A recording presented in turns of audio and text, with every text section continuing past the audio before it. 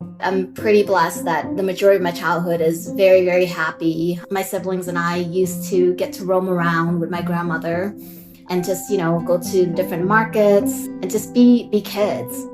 When Sera Koulabdara thinks about her childhood growing up in Laos, she thinks about her family. And she thinks about the food. My grandmother used to grow mangoes, and when the mangoes are super ripe, she would just cut the top part, take out the seed, and smash up the mango. And she would make fresh, glutinous, sticky rice. A staple of Lao cuisine. It's so fresh and soft, and the rice was grown by the villagers within our village. Sera didn't know at the time that many Laotian rice farmers were risking their lives. She was just a kid, getting a delicious breakfast from someone she loved. She would smash it up with the mango, stuff it back into the mango, give it to my siblings and I, and we would eat that on our way to school. Sera also didn't know why her parents were so serious about her walking a very specific path to school. At the time, they used things like, the ghosts or the giants will come and get you. But one day, on the way home from school, one of the village kids came across something and got distracted. All the kids, typically we would walk together, but there's always the stragglers. What Sera remembers is the screaming. People came running and calling on my dad. My father was a surgeon, and he was the village doctor, and he had to operate immediately on a little girl about my age. Sera was about 6 years old. He had to amputate her leg. The little girl had found a part of a cluster bomb, a weapon that scatters smaller bombs over a wide area. From 1964 to 1973, United States soldiers dropped more than 2 million tons of these bombs over Sera's homeland. An estimated 1/3 of those never exploded, left in rice paddies, roads, and fields. It was part of the covert campaign to destroy communist supply lines between Laos and Vietnam, a campaign known now as the U.S. Secret War. It had an impression on my life, and it just made me think, how could something like this happen? What happened to her? On today's episode, the long fight to protect people from explosive remnants of war, and what it's all meant for food, international law, and some of the most indiscriminate weapons in use today. I'm Lacey Healy, and this is Things That Go Boom.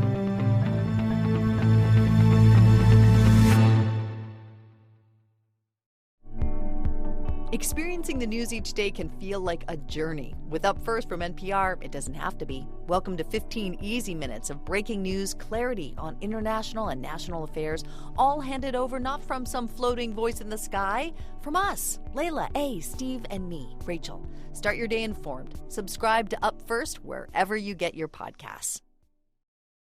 Spidey, everyone. Sera here. I'm live in Geneva at the United Nations. These days, Sera is fighting to clear Laos of those bombs as the executive director of a nonprofit called Legacies of War.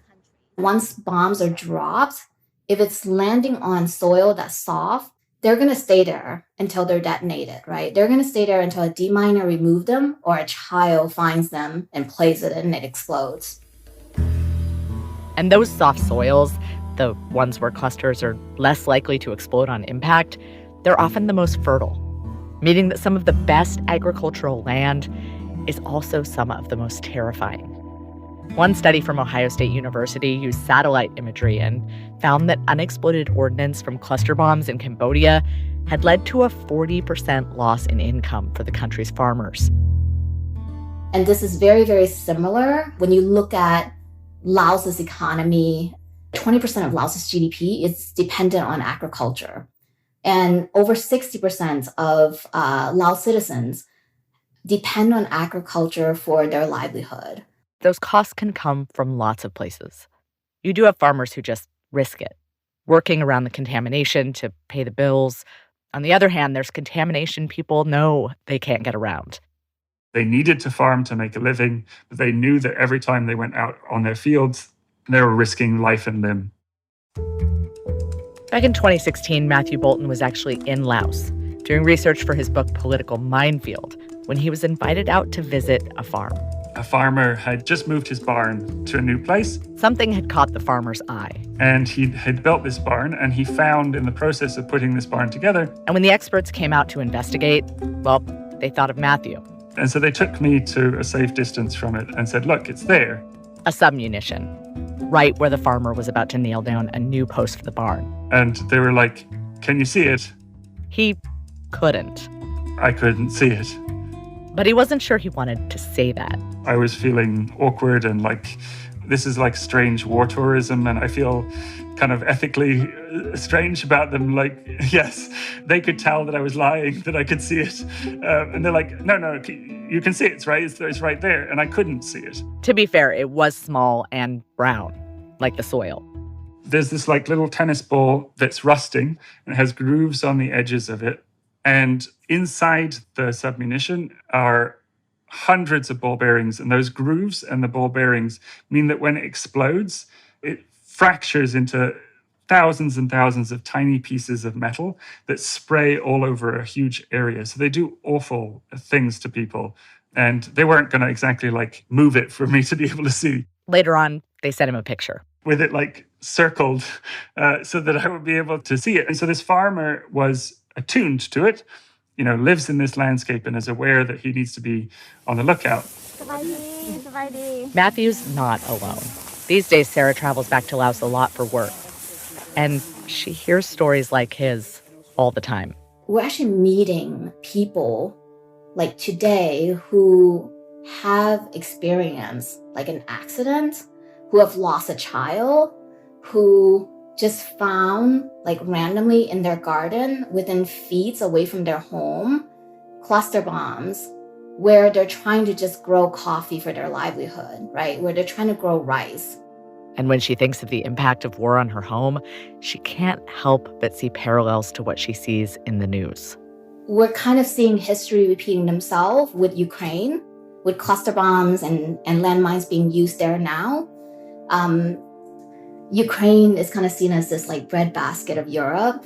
I consider Southeast Asia as sort of the breadbasket of Asia, and especially Laos, because literally every inch is farmable, but it's held hostage. Just to give you like some perspective, only 1% of the contaminated area in Laos has been cleared. We did not start demining work in Laos until 1994, right? Nearly 2 decades after the war ended. I can see that we haven't learned as a global community the indiscriminate impact that these weapons have during the time of war and decades later. It was extremely horrible that they were aimed at us. These pictures were taken by activists and show cluster munitions raining down on civilians.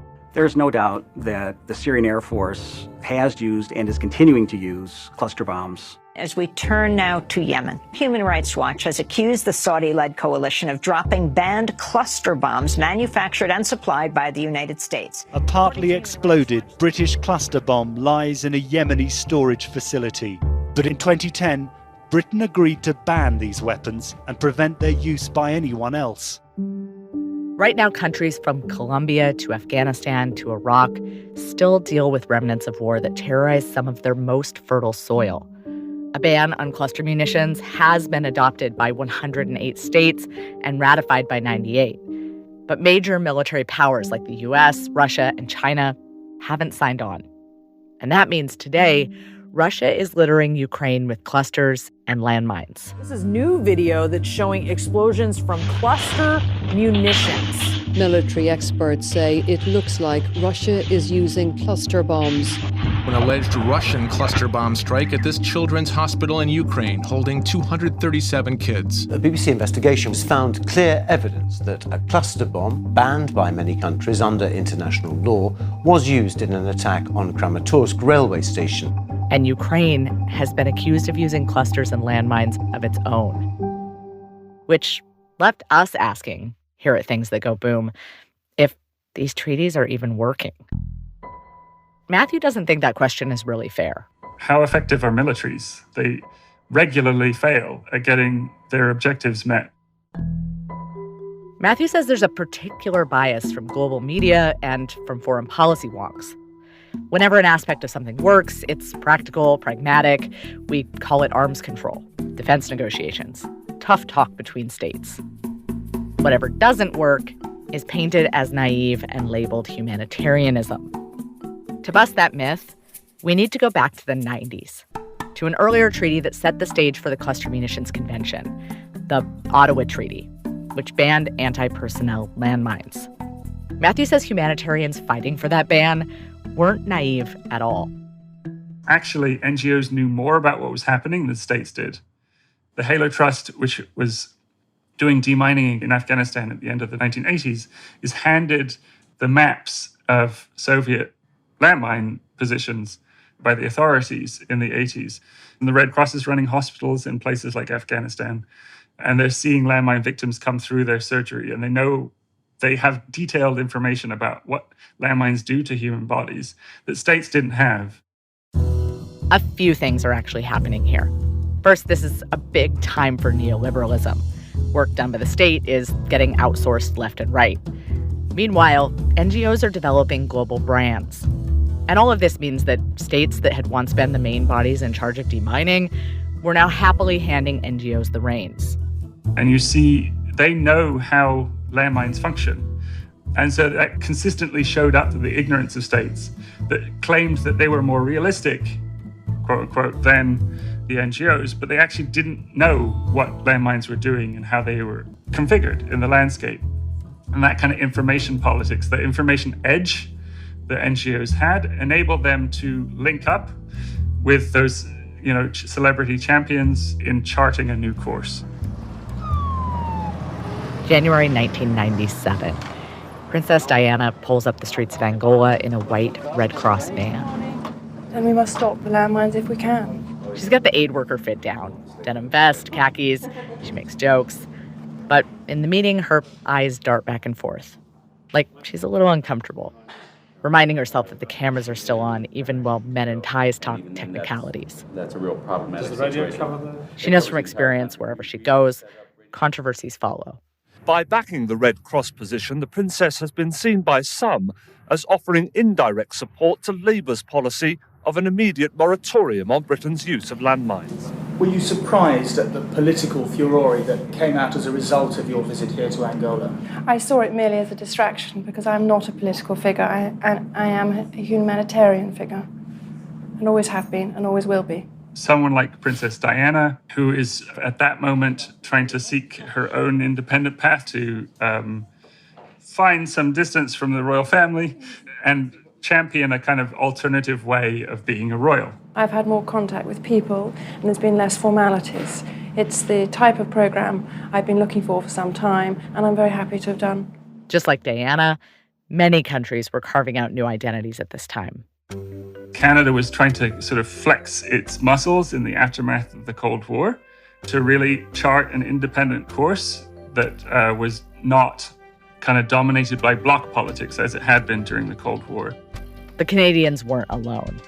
Ireland, Austria, a new post-apartheid South Africa, they were looking for a fresh opportunity to define themselves as middle powers. And they saw humanitarianism as a way to take a bigger role globally. There's an attempt to try to find a self-determining path for many of these states that had felt constrained by having to be loyal to their superpower protector. And so it kind of coalesces into the treaty banning anti-personnel mines in 1997. And this treaty, Matthew says it framed weapons in 4 very innovative ways. The first was that it placed humanitarian considerations rather than security considerations at the core of the conversation. Second, that they were seeking a comprehensive prohibition to stigmatize the weapon rather than to limit and manage it. Third, they took seriously, in a way that arms control negotiations had not done before, addressing the humanitarian effects. So things like victim assistance, risk reduction education, and demining. And finally, the fourth thing is that it actively seeks to promote that norm. It's committed to universalizing it. Coming up after the break, An expert on international law says there's no doubt in her mind that future treaties grew out of this example. It's like, well, hold on, can we repeat the party trick? But she also says, let's not oversimplify. I do think that the Landmines Convention is part of the story, and I think that it represented a number of novel developments, but it wasn't the start of the story.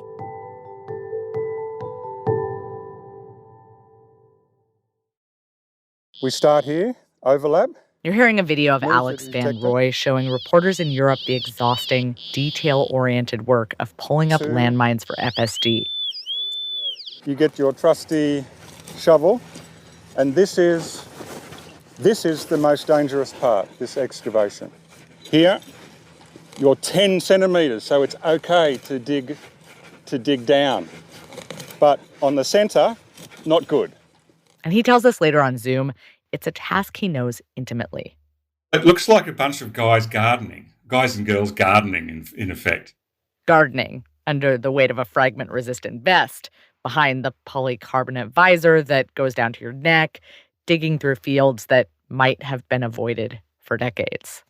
As you remove the soil, you check the soil with your detector to make sure there's no metal, because remember, some of these mines have such a small amounts of metal. So you continue excavating until you find a thing, something that looks a bit disturbing to you. At the end of the day, we blow all those items up. Blowing things up is kind of what got Van Roy into all of this. Before he started doing humanitarian work, he wasn't pulling mines out, he was laying them down. Well, never for real, just for practice. Van Roy was with the Australian Army for 17 years. And the question he was tasked with wasn't about whether to use mines, but about how to do them right, with fair, accurate maps so they could be picked up afterwards, and to come up with uses that fit within the rules about just war. At that time, mines were just another tool. One of the jobs in those days, back in the 80s and 90s, was counter mobility, or laying mines as part of obstacle plans to what we used to call shape the battlefield, to put the bad guys in the places that we wanted them to be so that we could use all our weapon systems. So mines were just part of that sort of plan. When Australia signed the Anti-Personnel Landmine Treaty, new rules meant a new plan. The decisions that needed to be made was, okay, what are we going to do instead? You can probably use other things to do the same sort of job if you're creative enough. You could use barbed wire, you could force them into trees where the trees are close together and that stops them. There's other obstacles that you could use instead that may have the same effect on the battlefield. And when one military says no, that often means it won't enter into coalition campaigns with any military using these weapons in the field. In a world where it feels like every war is fought by a coalition now, Matthew Bolton says that's a really big deal. Even the states that don't want to join the treaties think twice before using or engaging with them. Since the Landmine Convention, 33 countries that didn't sign the treaty are broadly in compliance with it, including us. The US is destroying a lot of its mines, stockpiles, does not transfer them to other states, and is the largest contributor in terms of dollars to landmine clearance and victim assistance and other programs of kind of humanitarian assistance to mine-affected communities.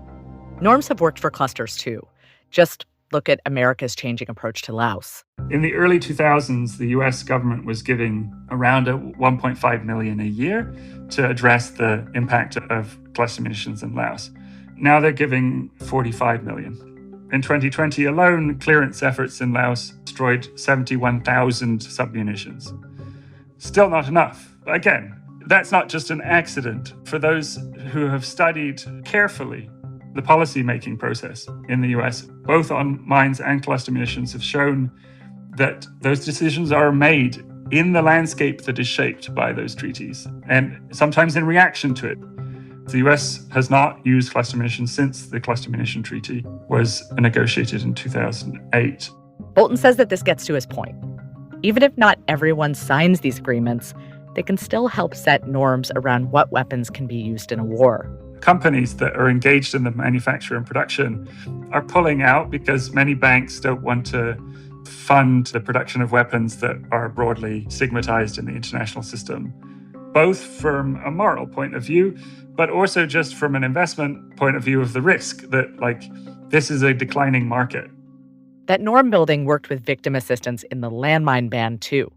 The initial draft of the treaty didn't include a victim assistance provision, and survivors who were part of the campaign were absolutely furious. They said, you can't use our testimony, our example, our images in your political justification for why we need a treaty and not have the treaty do anything for us. That's tokenizing, right? That's not fair. The resulting insert was pretty lackluster. It just said that states should try to help if they can. However, we have seen a lot of states that engage with that and make victim assistance the core of what they do in relation to the Ottawa Treaty.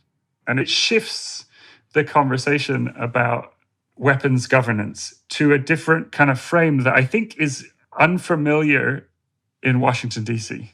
A frame that activists looked to once again when they fought to get rid of those other explosive leftovers. 33 atmospheric nuclear detonations happened in Kiribati on Christmas Island by the UK and the US. I bet if you ask a lot of quote-unquote nuclear experts in Russia and the United States if they've heard of Kiribati, I bet they can't place it on a map. The island country is smack in the middle of the Pacific, more than 10,000 miles away from Washington, D.C. And it and countries like it played a major role in the negotiation of the Treaty on the Prohibition of Nuclear Weapons. I am pleased to recognize today's entry into force the first multilateral nuclear disarmament treaty in more than 2 decades. The survivors of nuclear explosions and nuclear tests offered tragic testimonies and were a moral force behind the treaty. Today, Kiribati is the co-chair of the Nuclear Bans Working Group to address victims' assistance and remediation. By placing Kiribati at the center of the conversation, you change the conversation. This is not a conversation for 2 heads of state, of the worst violators of the norm against nuclear weapons. This is going to be a conversation in which the states that are broadly opposed to nuclear weapons are going to take the lead. It's shocking to me how little that has been done. At the same time, despite getting 92 countries on board, the nuclear ban enjoys exactly 0 support from the world's nuclear-armed states. Not one has signed on. And the wider nuclear landscape is changing. Many think for the worse.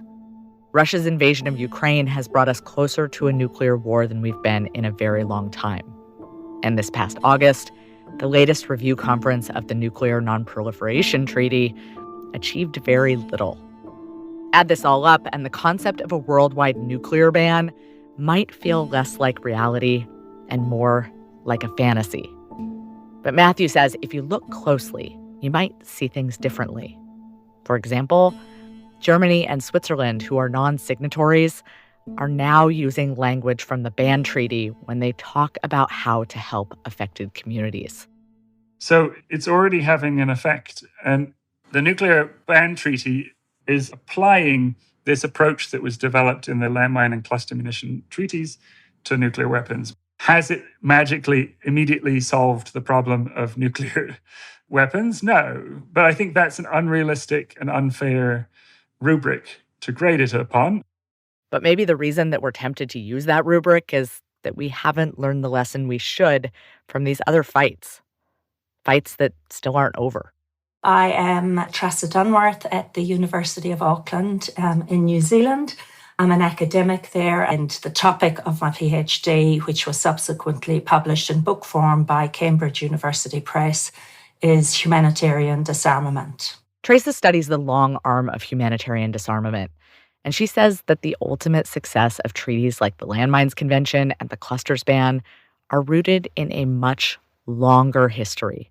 If we tell a shorter story, all we needed was internet technology and a few good, well-meaning people with hard work, and then we've got the recipe, and then we'll get the treaty, and then we'll get rid of landmines forever, right? But that's not true. Getting to an actual ban on landmines was a road with lots of pit stops. Pit stops like the Hague Rules on Just War in 1899, Or the Chemical Weapons Convention in 1992 and its commitment to victims' assistance. And don't forget the League of Nations attempts at peace through disarmament, a concept that was roundly smashed as naive after the Second World War.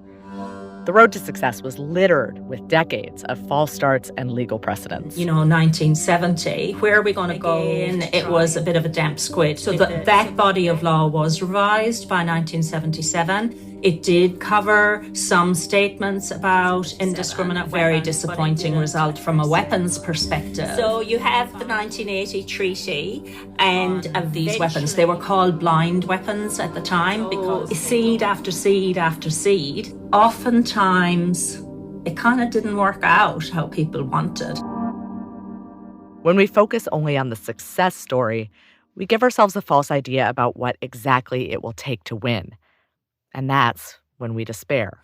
Then we despair when it doesn't work the next time in something else. And we think, but this should be easy. We should be able to get this result. And if we despair, we stop making donations to campaigns. We stop fighting so hard and we give up. And I think that we don't say we're going to wait for a very long time. We're going to actively work and take wins. As for Sera, she's still doing that work, trying to get America's attention and money for the intergenerational survivors in Laos. Recently, that meant that she got to visit her childhood province and have the honor of detonating a cluster bomb. Oh my God. It just really felt to me like the ground was rumbling, right? It was almost like being in a low-level earthquake environment, but the sound, it just shook me to think, like, imagine if your grandmother was planting and that happened. But the villagers, and especially the children nearby that also heard the impact of this, didn't have any reaction because this is their reality. This is like their everyday life.